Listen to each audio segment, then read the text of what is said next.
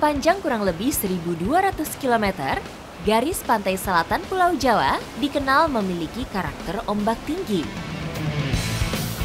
Membentang dari Serang hingga Banyuwangi, lengkap dengan potensi kekayaan alam yang dimiliki. Salah satunya Kabupaten Pacitan, Jawa Timur. Saya sudah berada di Pantai Watu Karung dan di sini saya mau mengeksplor salah satu kekayaan alam yang ada di Pacitan, yaitu lobster. Kita akan mencoba peruntungan kali ini, semoga beruntung. Ikuti jejak saya, jejak petualang. Pacitan memiliki perairan laut yang bersih dan terjaga ekosistemnya, menjadi habitat yang sesuai untuk lobster berkembang biak. Bahkan menjadikannya salah satu komoditas utama bagi nelayan lokal.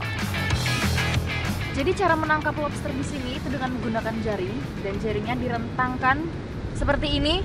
Dan ini ada berapa jaring Pak di sini? 25 jaring. Ya. Banyak juga ya Pak. Ayo kita cek deh Pak. Karakter pantai Watu Karung tidak jauh berbeda dengan pantai-pantai lain di Kabupaten Pacitan.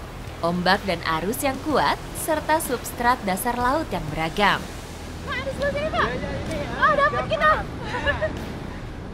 Kita beruntung kali ini ketemu satu lobster. Dan nyarinya memang harus teliti karena warnanya itu hampir sama dengan karang-karang yang ada di sini. Ini lobster apa Pak jenisnya yang ini? Batu. Lobster batu yang ini? Ya. Wih, lumayan besar nih. Ini dia lobster. Dalam pertumbuhannya, lobster memerlukan arus laut yang kuat untuk membantu sirkulasi nutrisi dan oksigen. Sedangkan substrat dasar laut yang beragam memudahkan lobster untuk berlindung dan mencari makan. Jaring-jaring ini panjangnya itu sekitar 3 sampai 5 meter nih, dan ada 25 jaring di sini.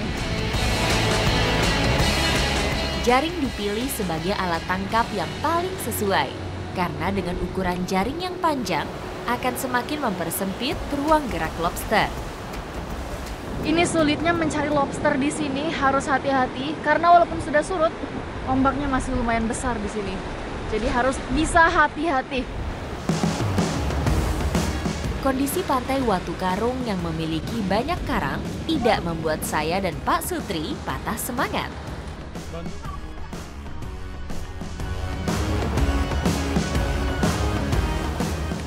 Pak, kosong nih. Kosong. Di mana lagi Pak kita cari? Ke sana.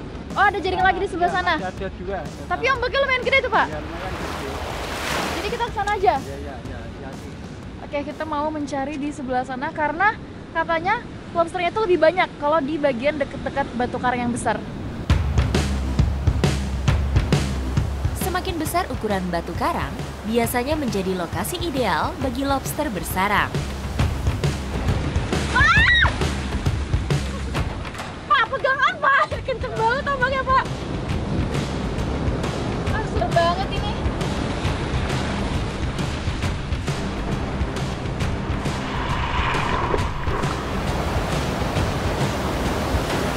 Pak, kabar? Ya.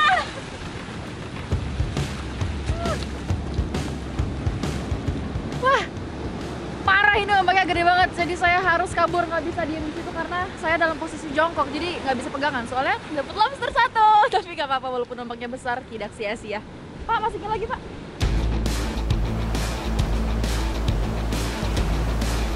Saya dapat lagi satu nih dan lumayan besar. Jadi waktu pengambilan lobster itu sore hari ketika laut sedang surut, dan jaringnya ini nggak dilepas tapi tetap di sini dan ya diceknya setiap sore hari. Dan sebenarnya sekarang itu lagi nggak musim lobster, makanya kita cuma dapat tidak terlalu banyak nih. Biasanya satu jaring itu bisa 4-5 ekor ya Pak kalau musim. Tapi ini satu jaring itu tadi kita cuma dapat sekitar 1 atau 2 ekor lobster saja. Tapi sudah lumayan lah. Larut dalam aktivitas penangkap lobster, memberi cerita dan pengalaman berbeda dalam petualangan saya kali ini.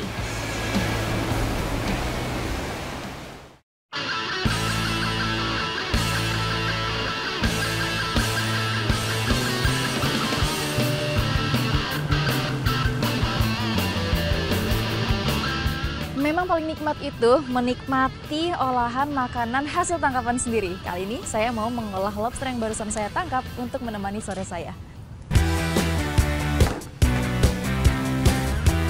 Membakar lobster menjadi cara mengolah yang mudah, tapi tetap lezat untuk disantap. Pemilihan tempat camping saya kali ini tepat sekali karena saya bisa melihat landscape pantai Watu Karung dengan begitu jelas. Ditambah pemandangan sunset di sana kelihatan cantik sekali.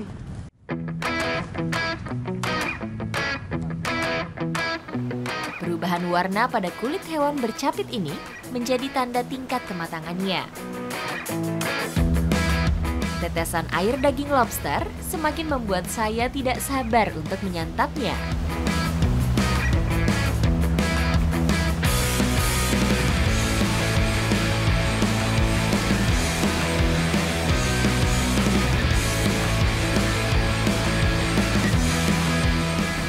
Pantai Watu Karung ini juga biasa disebut sebagai Raja Ampatnya Jawa Timur karena banyak batu-batu karang besar. Salah satunya ada di belakang saya, di sebelah sana.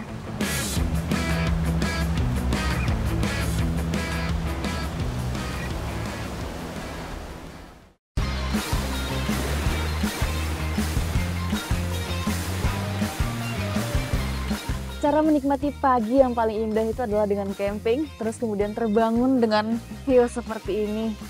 Indah banget dan juga cuacanya sejuk sekali di sini. Apalagi suara deburan ombaknya. Wah, pas banget untuk mengawali hari. Camping adalah cara yang saya pilih untuk semakin menyelami keindahan alam, merasakan segarnya udara pagi sebelum memulai hari. Suasana seperti inilah yang membuat saya semakin bersemangat untuk terus mengeksplor alam Indonesia. Ikuti jejak saya, jejak petualang.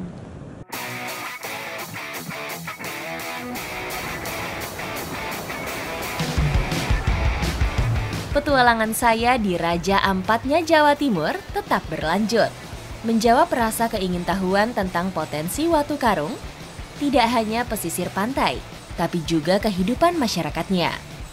Gotong royong menjadi karakteristik budaya turun-temurun, melekat erat dalam diri masyarakat sebagai bentuk rasa sosial yang kuat. Kali ini saya sedang berada di pelabuhan. Saya mau melihat aktivitas pagi para masyarakat lokal di sini dan ada nelayan yang baru saja membawa hasil tangkapannya. Nah, ini akan dibawa nanti ke TPI atau tempat pelelangan ikan. Kekompakan dan kerjasama tergambar dari aktivitas para nelayan di Teluk Watu Karung. Sebagai lokasi kapal pencari ikan bersandar, tempat ini sudah ramai sedari pagi hari. Kedatangan kapal pencari ikan selalu menjadi momen yang ditunggu oleh masyarakat. Jadi di sini kalau nelayannya itu datang, sudah banyak ibu-ibu atau bapak-bapak pedagang yang menunggu untuk membeli langsung ikannya. Jadi sebagian ikan itu langsung dibeli dan sebagian lagi akan dibawa ke TPI atau tempat pelelangan ikan. Pembeli yang langsung ke kapal memang memiliki keuntungan. Mereka dapat lebih dulu memilih ukuran dan kualitas ikan yang diinginkan. Meski begitu, segala transaksi jual-beli harus dilakukan di TPI untuk memastikan berat timbangan dengan harga yang telah disepakati.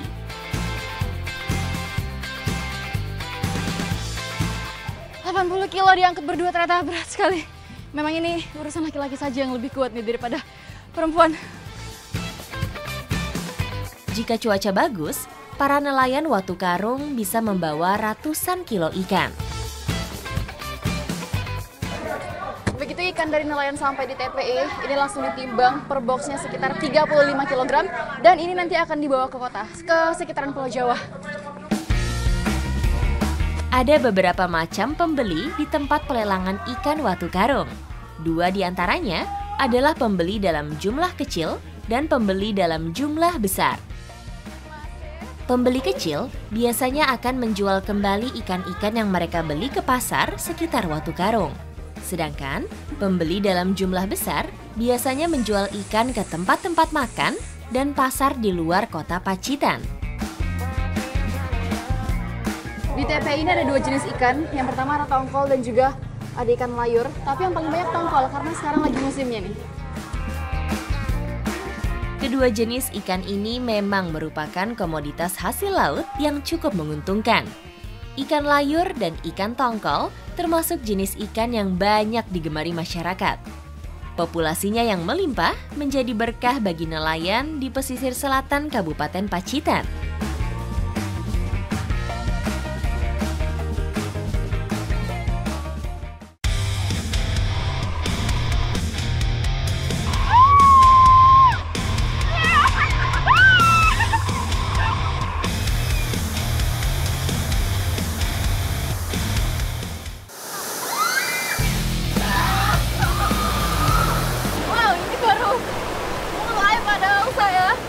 Keseruannya sudah berasa.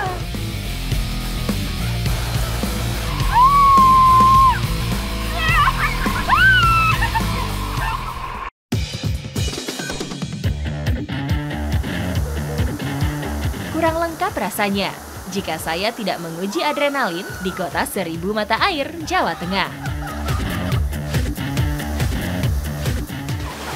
Kali ini saya dan teman-teman mau seru-seruan. Kita mau main river tubing di Kali Pusur, Wangen Polon Harjo. Udah siap semuanya? Iya. Siap ya? Oke.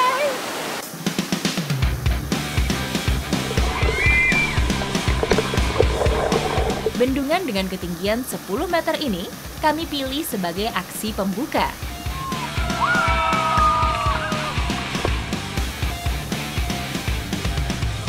Kali ini saya akan mengarungi Kali Pusur yang memiliki jarak tempuh kurang lebih 1,2 km bersama teman-teman untuk memacu adrenalin kami.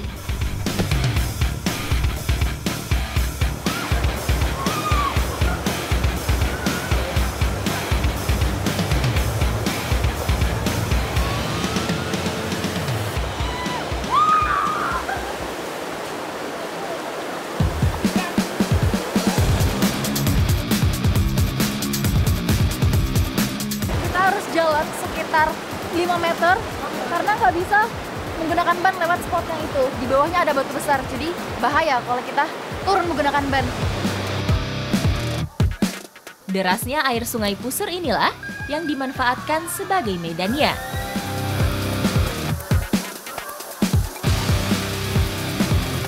Di kali ini batunya lumayan banyak, jadi saya harus cepat-cepat ngangkat badan saya supaya nggak kena pinggang batunya.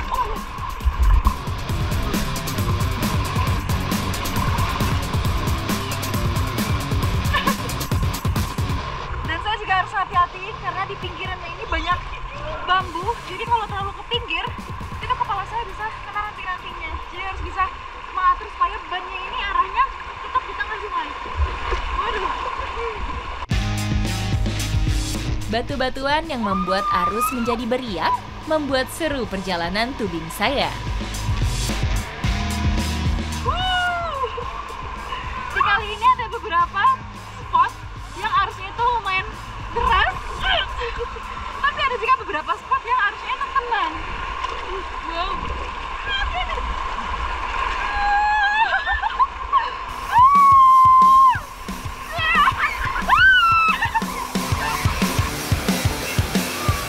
Tubuh yang terombang-ambing karena arus membuat adrenalin saya semakin terpacu. Mental serta sikap tenang menjadi kunci keberhasilan saya melawan medan sungai yang sulit. Saya sudah sampai di titik air terjun Talang.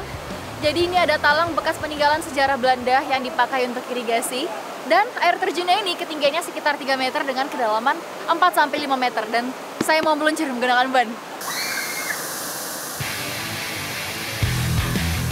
Meski sedikit tegang, tapi saya mulai memberanikan diri untuk meluncur dari talang air.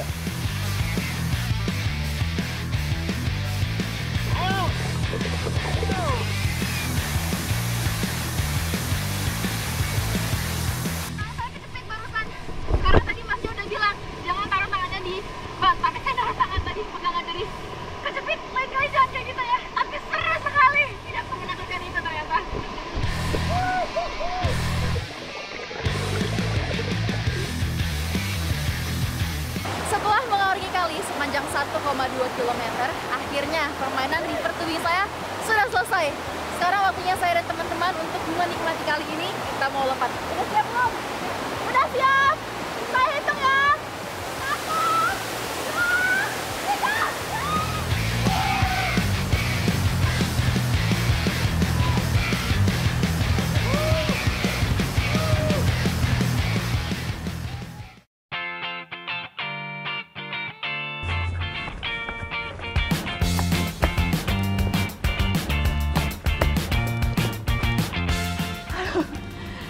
sedang berada di Desa Terung, mau mengikuti proses pembuatan tempe. Karena masyarakat di sini mayoritasnya itu adalah pembuat ataupun produksi tempe.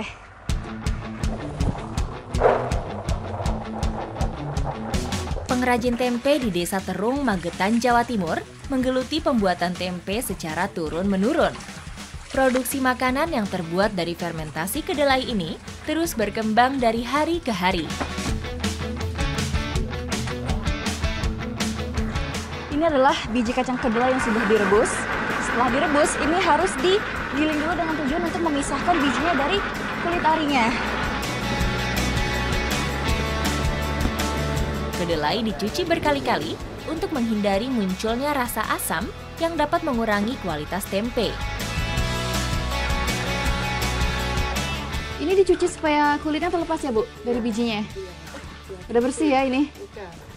Jadi setelah digiling, ini bijinya dicuci dulu untuk memisahkan kulit ari yang sudah terlepas dari bijinya. Sudah bersih. Dan ini dia hasil kulit arinya. Kedelai dicuci berkali-kali untuk menghindari munculnya rasa asam yang dapat mengurangi kualitas tempe.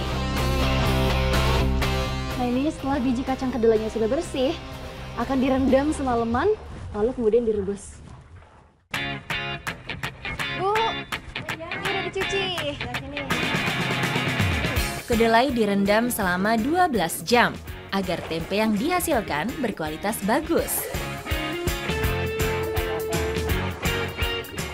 Ini dia biji kacang kedelai yang sudah direndam semalaman. Itu harus dicuci lagi karena kalau nggak jadi asam ya, Bu, kecut ya.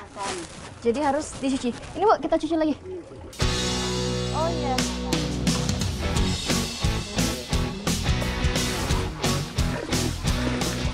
Setelah dicuci supaya dia tidak asam, ini akan direbus selama 1,5 sampai 2 jam. Panas banget, Bu.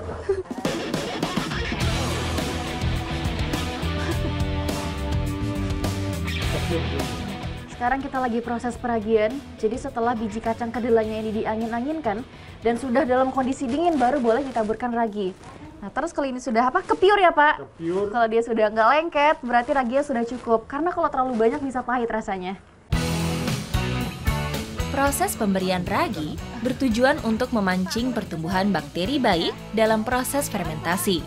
Untuk memaksimalkan prosesnya, tempe disimpan di tempat yang hangat.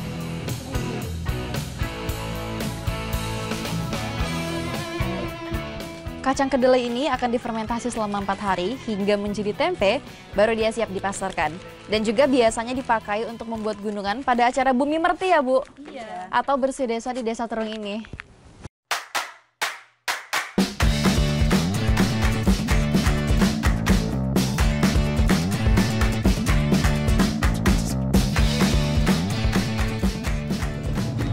Persiapan untuk acara Merti Bumi sudah mulai terlihat. Dan ini tempe-tempe yang sudah diproduksi akan dipasang di gunungan. Jadi saya mau ikut untuk menyusun gunungannya.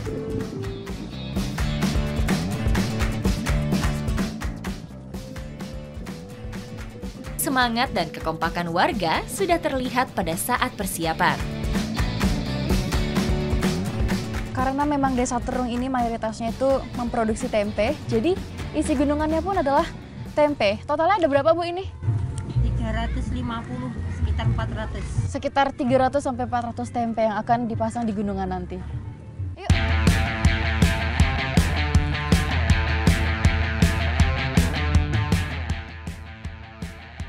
Banyaknya jumlah tempe yang harus tersusun bukan menjadi halangan.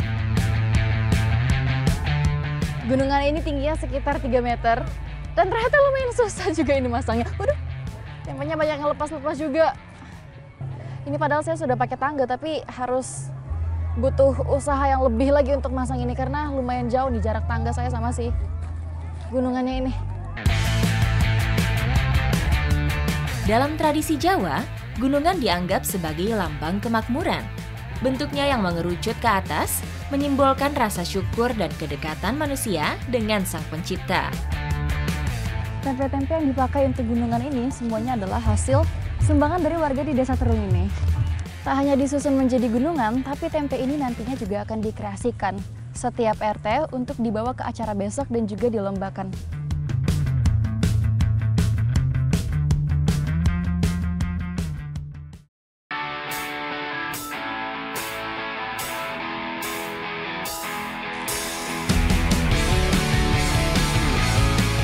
Jadi selain gunungan, setiap RT di Desa Terung juga sudah menyiapkan kreasi tempe yang nanti akan dibawa di acara Merti Bumi siang ini.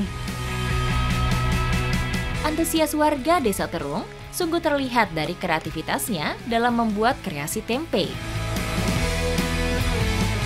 Ini kreasinya lucu sekali. Jadi ada tempe yang dibentuk seperti sapi dan juga sekaligus ini kandangnya ya Pak? Iya betul. Jadi sapi di dalam kandang. Ini berapa hari Pak buat si sapinya ini? 2 hari. 2 hari? Jadi mulai awal 2 hari. Demi hasil yang baik, kreasi dibuat semirip mungkin dengan benda aslinya. Selain dikreasikan menjadi bentuk yang unik, tempe ini juga diolah menjadi berbagai macam hidangan. Seperti ini ada yang lucu nih, pentol tempe. Ada perkedel tempe juga. Ini apa lagi Mbak? Ini nugget tempe. Ada nugget tempe dan banyak lagi hidangan lainnya.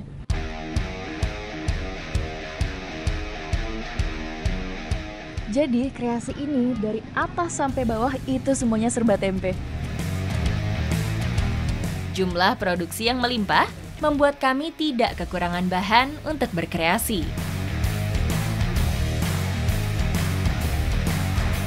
Oke, akhirnya sudah selesai.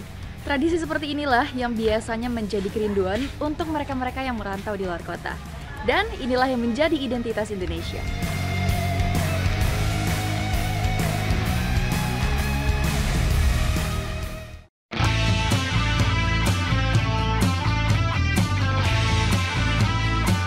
Bumi Mageti memiliki banyak tradisi kebudayaan yang masih dipertahankan hingga kini.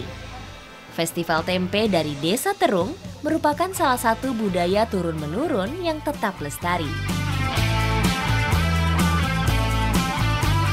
Akhirnya yang ditunggu-tunggu tiba juga. Para warga sudah berbaris rapi dengan kostumnya masing-masing. Dan sebentar lagi arak-arakan akan segera dimulai.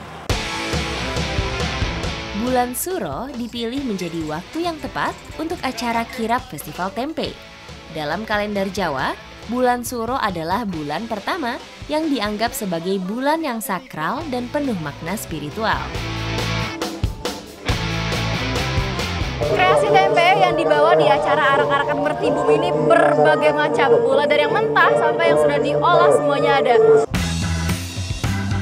Tidak hanya kostum, dengan kompak peserta membuat kreasi gunungan dari tempe. Nah, ini udah dibentuk-bentuk gini ya, Mbak? Ini huruf-huruf semuanya. Hurufnya apa? I love you tempe. Oh, nah ini kreasi satu nampan ini satu huruf tempe, tulisannya itu I love you tempe. Dan di belakang juga ada kreasi yang dibuat menjadi kayak gunungan gitu.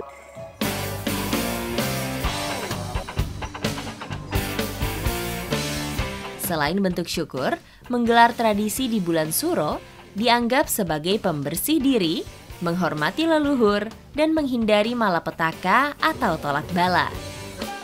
Karena memang sebagian besar warga di Desa Terung ini memproduksi tempe, jadi seluruh warga, totalnya ada 10 RT itu membawa tempe. Tapi ada juga hasil bumi lainnya seperti sayur-sayuran dan juga buah-buahan.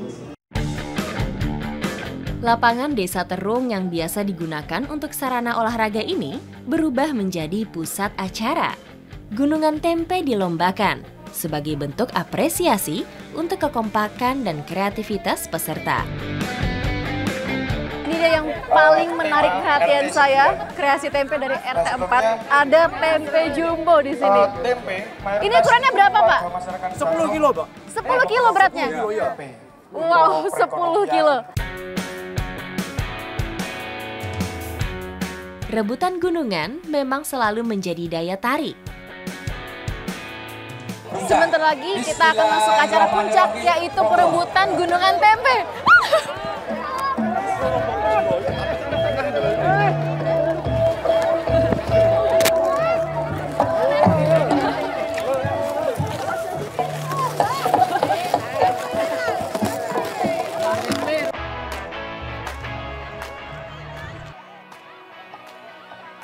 Ikut dalam keseruan dan berbaur langsung dengan warga menjadi kesempatan berharga bagi saya.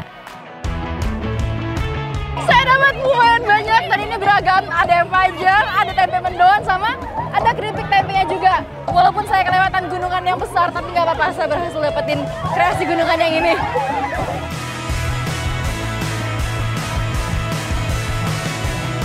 Setelah rangkaian panjang, akhirnya acara Merti Bumi sudah selesai. Dan tradisi seperti inilah yang harus dijaga serta dilestarikan karena merupakan ciri khas Indonesia. Ikuti jejak saya, jejak petualang.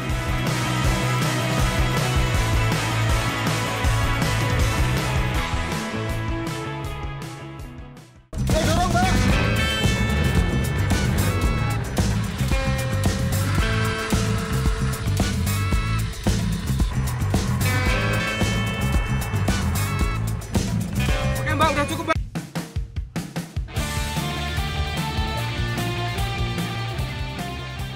Ayo dorong Mbak.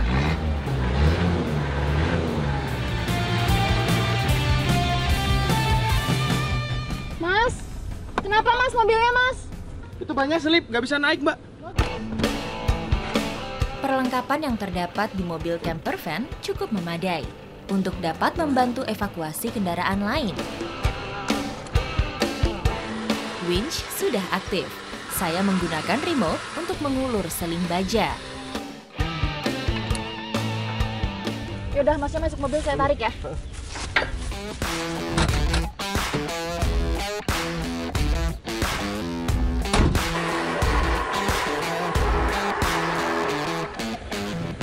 Oke Mbak, udah cukup Mbak.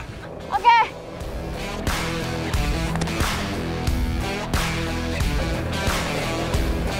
Hati Mas.